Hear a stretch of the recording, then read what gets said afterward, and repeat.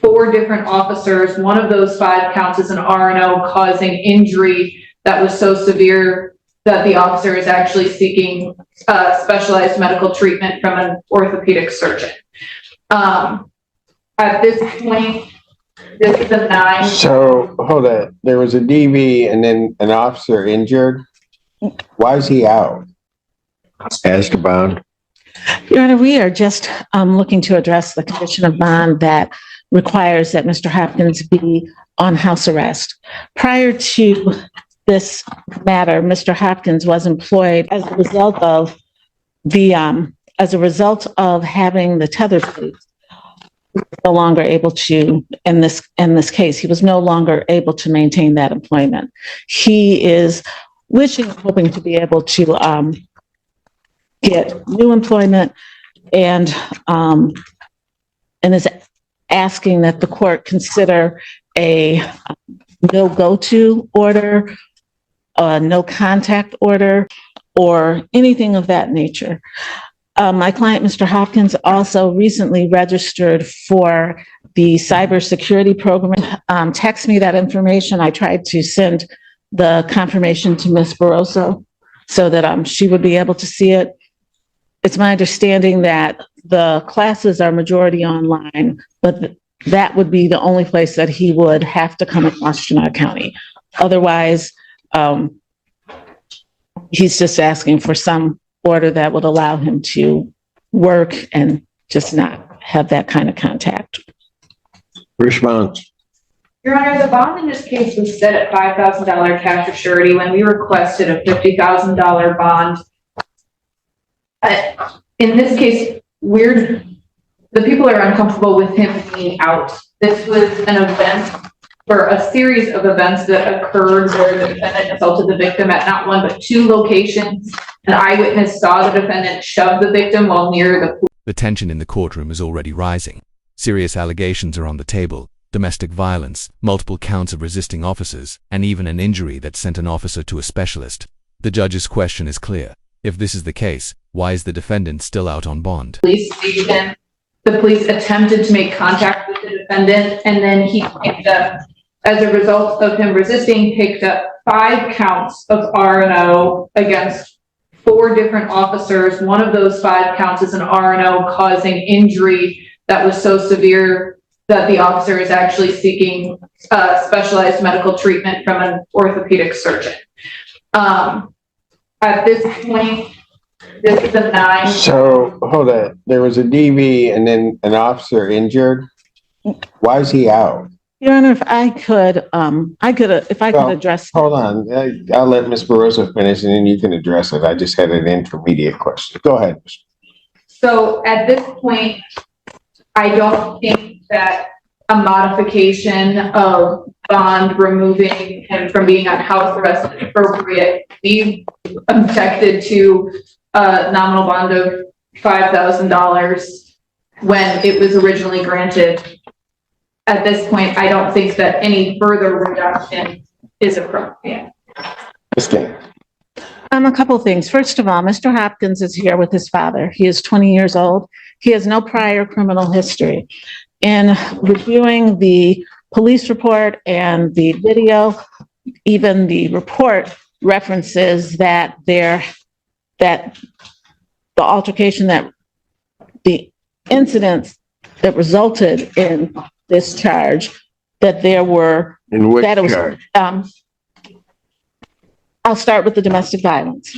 That with those charges, that there was a more complicated situation. I believe the officer said, the report says something to the effect of, and this would also go to the property, that there had been physical altercations between the 2 of them, fighting between the 2 of them, and breaking of objects between the 2 of them. So I believe that there's more to this than said. The allegations of the domestic violence are the one of the shoving, and also I believe Mr. Hopkins taking his own computer back from the complainant. That's the second allegation of the domestic violence. And the resisting and obstructing is the allegations are that Mr. Hopkins, not that Mr. Hopkins turned around and slammed someone or punched them or anything, that he pulled away. The allegation is the officer fell and that caused the injury. And then that officer fell, yes, as he pulled away. And then subsequently, 4 officers who were, some of whom just pulled up on the scene in the video, all ran after him. And that's where the resisting and obstructing comes. And he did, in fact, eventually stop. It was not, it's not as if he were in a vehicle and went miles or hours away. He did stop running, and he did, once they complied, once that occurred, there were no further incidents. So, Your Honor, I'm sorry. That is not the characterization of the R&O. The allegations include him punching 2 officers in the face, breaking free of their grasp, causing them to fall to the ground, twisting and seriously injuring an officer's finger.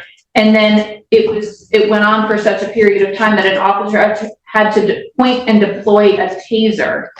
And that another officer had to point their pistol at a defendant. So at the defendant. So at this point, I don't think it was him passively. Your Honor, I had an opportunity to view the video. Well, you had an opportunity to view the video. Yes. Let me ask you this. Was a taser deployed?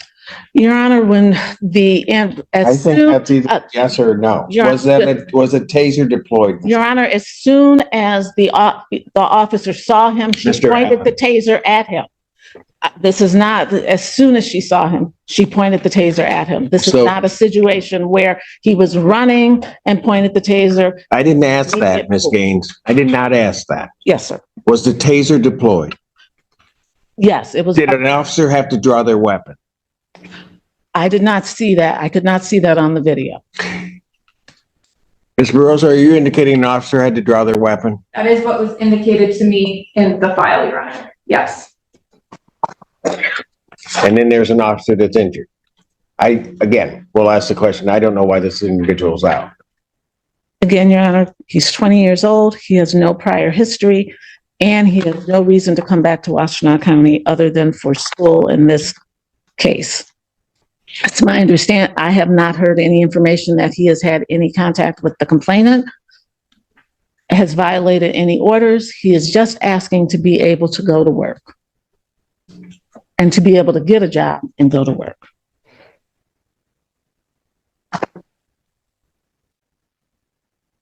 Your Honor, would you want to hear from Mr. Hopkins' father, who's present? I don't know what he could tell me at this point in time. I'm more worried about the bond as it originally is set.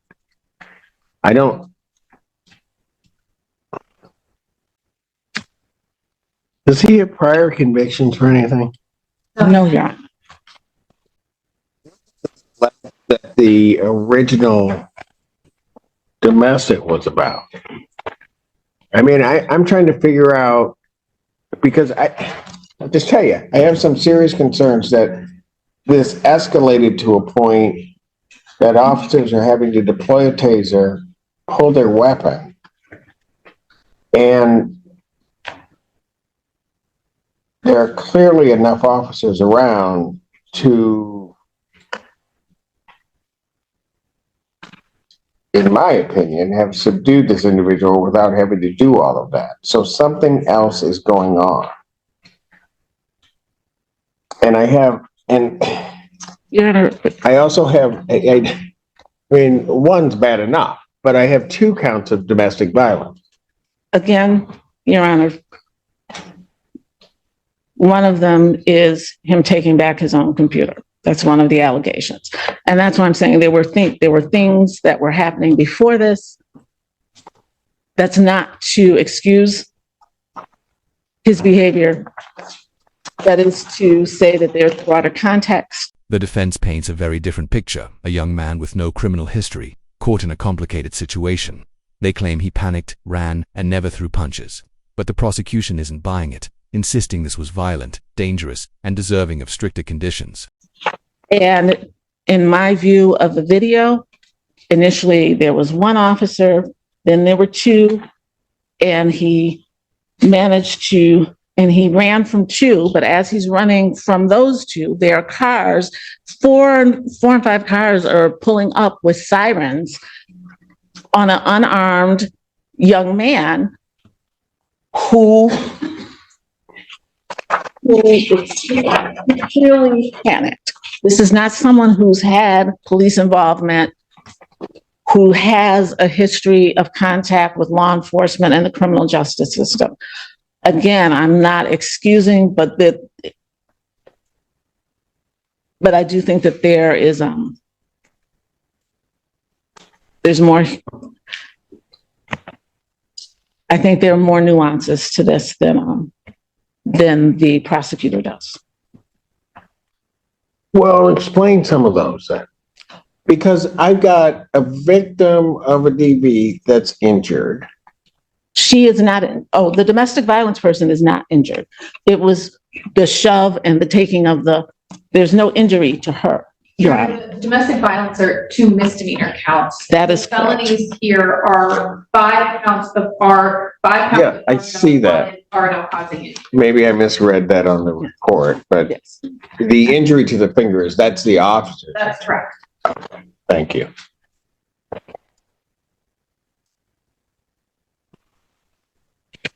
I don't understand this. I mean, there's a lot I don't understand. How, and I get there are resisting and obstructings that are filed that some may look at as questionable in terms of the charge. I get that.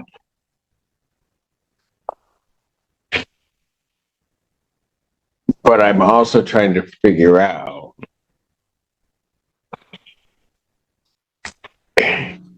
how an officer gets injured,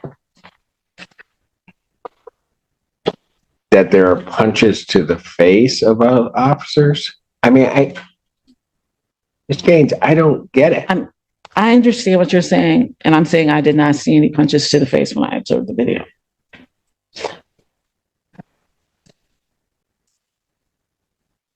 Well, tell you what, I'm certainly not changing any conditions. Can you explain to me one reason why I shouldn't raise his bond? Your Honor, he has appeared for every court date, and he has not picked up any new charges. He has not had any contact with the complainant on the domestic violence or any of the officers. My understanding from him is that he has only come to Washtenaw County for court. He does not even reside in this county. It does not appear he's a flight risk, nor that he is a danger to the community. He is here with his father.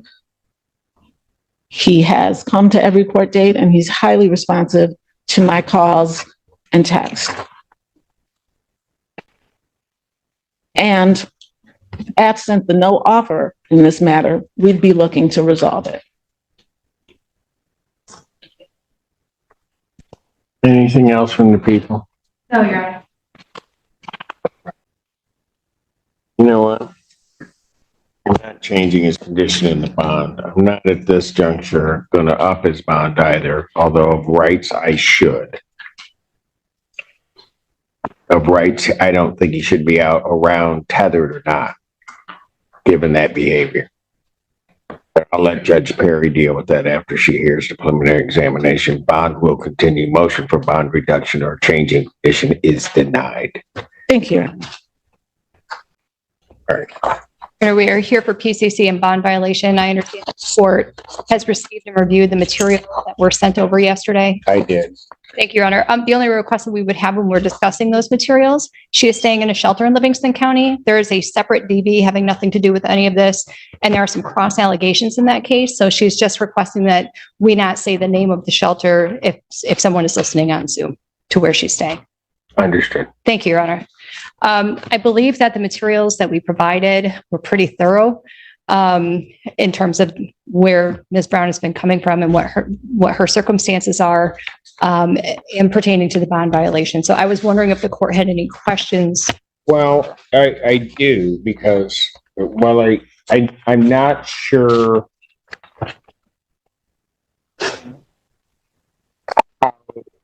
you provided the materials, but I'm not sure how that relates to the specific allegations of the bond violation. Because what I have, certainly, maybe one might be able to look at the consumption of alcohol, but there was a tampering that occurred for a 12-hour period. So I am going to let Ms. Brown address that herself with the court. You can explain to him where you're at in terms of the allegation. But I had forwarded her the reports the same day. And just so that Your Honor knows, she did intend to turn herself into the jail this morning, but she was unable to get a ride this morning. And so she's here for in-person court this afternoon. So regarding the tamper on 6/23 and then the positive on 6/25, the court is looking for either an explanation or an admission as to these two. Your Honor, I don't have any clue why those were coming up that way. I know that I was called in to community corrections to have my unit replaced for servicing. And when on my way there, Miss Julian called me and said that she received a notification from courts that I had a tampering and violation that she would, wanted clarification about. And I had no idea what she was talking about. I told her that I was just called in to do a replacement on the unit itself. I have only been at La Casa AA meetings and with AA people because I don't currently have transportation and a license to get myself to and from these places. And I have not had access or been in the environments of drinking whatsoever. The only events outside of AA are AA events that I've been to, such as there was a sober rave in Royal Oak that I'd gone to, but that wasn't even in the dates in question. So I'll stop with that. But I was completely confused. So I had the unit replaced. And while at community corrections, they had told me that I had this tampering and violation, 2 counts. And I was in for my reading the week before during this time. And they said that I was all set, good to go. We'll see you next week. And so I was really unsure why I was getting that unless it was due to needing servicing. But I've not saying, Your Honor, this is way too important. Well, hold on a second. Just so that we're clear before you go on with your story. Okay. On June 23rd at the 12:56 a.m. time, Yes, sir. that's when the tamper is detected Okay. with the unit. On the 25th, there isn't a tamper, it's just drinking.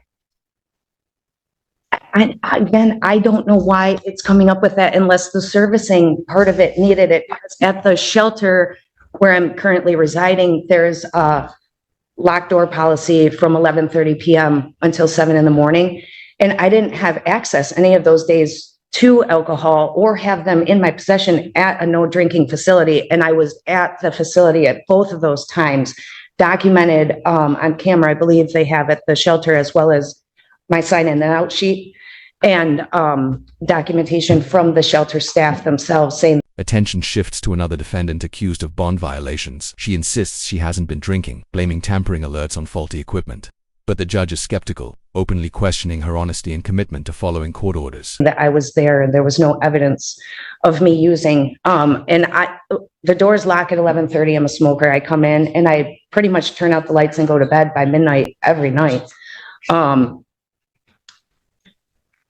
So honestly, I'm telling you, I do not know unless it has something to do with the servicing aspect of it.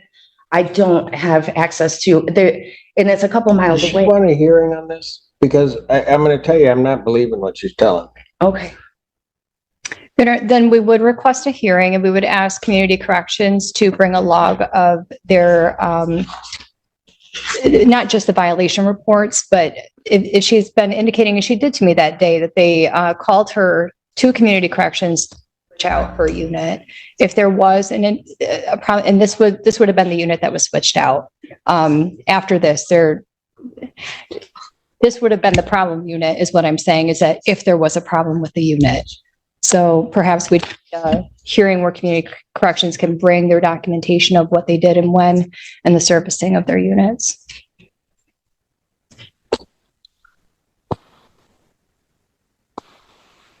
How much time would the people need?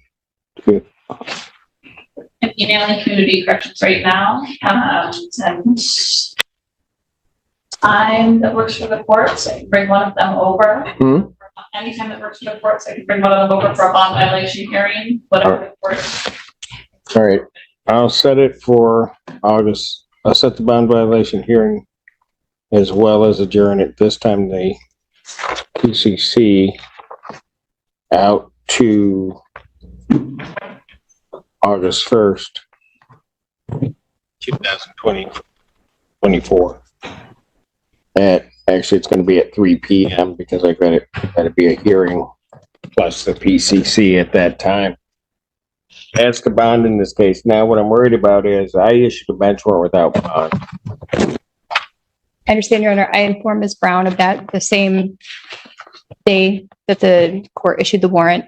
I did instruct her to turn herself into the jail. I do believe that part toward the end of her letter that was directed to the court expresses that she was emotionally really grappling with coming into custody based on all of her circumstances that were outlined. I have continued to encourage her to turn herself into the jail. She was going to do so this morning, but she does not drive. Ms. Julian, and I'll just tell you, that's part of my problem. Part of my problem is I know how you operate, Ms. Julian. You told your client, tell them what the right thing to do is, and they don't do it. And then today, or yesterday when we received the information and we understood she was going to turn herself in that morning, and so we were then trying to make sure that she was going to be on the docket at the proper time so we'd see her, so she wasn't just sitting there, and she doesn't turn herself in. And my staff, we're going all around trying to figure out where she is. And then I get an excuse she doesn't have a ride here. I just don't think she's going to do what anybody asked her to do. She's just going to make her own call on all this stuff. And I appreciate the circumstance that she's in and have great sympathy regarding that, but I can't let you just go around violating what the court says you need to do. Your Honor, I do have in the next week before the first medical alcohol treatment with another drug testing per bond order. And I also have general therapy with my counselor, my therapist, all of those appointments, as well as some medical appointments that are all before the 1st of August. I have not left the state, and I was here this morning. I was not able to get here to turn myself in, but I was here for this hearing, and I can assure you I'll be here on the 1st. I really need to make these appointments. You shouldn't have had to go through whatever. And like I said, it's not like you didn't get the information from your attorney. You didn't get that. I'm reading everything she's sending me. She's doing a yeoman's job trying to represent you and do that. You're just not following through. I do not have a license, and I'm really sorry that I was not able to turn myself in. I apologize for that. Thank you. Did you call your attorney and say you couldn't make it? No, I wasn't sure yet, but See, and that's what I'm talking about. I mean, Miss Julian makes a representation to us that this is what you're going to do. This is everything. And then the person that's defending you and trying to make sure that the court understands everything about you're not even communicating with them to say this isn't going to happen. And then you're not following her instructions. she said she'd meet me at 1:45, and I texted her at 1 o'clock and said I'd be here at 1:30 and that I would meet her at 1:45. I didn't ask her for a ride, though. You're right. She did text me. It was after the morning, I want to say noon, that you were not able to turn yourself in this morning and that you would be here at 1:30. So I said that to meet me here since you were going to be meeting me here. So. How'd you get here this time? I had a friend of mine picked me up. I think that what you want to do is you don't do what you don't want to do. And so you don't put the effort forth. And then everybody is sort of just misled as to what you're going to do. Well, it doesn't work that way. Because it puts a whole lot of people out. Because, like I said, we're going on Miss Julian's representation of what she instructed you to do and what you said you were going to do. And you didn't do it. And then everybody's looking around. We don't even know where you are or that you're going to show up at this time. You don't get to make those choices. So at this time, Miss Julian, you can file a motion regarding her additional appointments and other things that she may have to do. But at this time, defendant's bond is revoked, defendant's remand. Mr. Your Honor, thank you. In the meantime, for the record, we are trying to see if we can resolve this case at district court level. So Okay. those conversations will continue. Thank you. Thank you. The judge has heard enough. Despite excuses and emotional appeals, bond is revoked. The message is firm in this courtroom. You don't get to choose which orders to follow. Justice must be respected. Subscribe this channel.